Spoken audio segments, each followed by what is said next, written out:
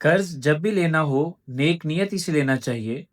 اس کے متعلق سیدنا حضرت امیر المومنین ایدہ اللہ تعالی بنصر العزیز فرماتے ہیں، ایک بہت بڑی بیماری جو دنیا میں عموماً ہے اور جس کی وجہ سے بہت سارے فساد پیدا ہوتے ہیں، وہ ہے کاروبار کے لیے یا کسی اور مصرف کے لیے قرض لینا اور پھر ادا کرتے وقت ٹال مٹول سے کام لینا۔ بعض کی تو نیت شروع سے ہی خراب ہوتی ہے کہ قرض لے لیا، پھر بعد میں دیکھیں گے کہ کب ادا کرنا ہے، اور ایسے لوگ باتوں میں بھی بڑے ماہر ہوتے ہیں۔ بہرحال ایسے ہر دو قسم کے قرض لینے والوں کے متعلق حضرت صلی اللہ علیہ وآلہ وسلم کا ارشاد ہے۔ حضرت ابو ہریرہ رضی اللہ تعالیٰ عنہ سے روایت ہے کہ حضرت صلی اللہ علیہ وآلہ وسلم نے فرمایا، جس شخص نے لوگوں سے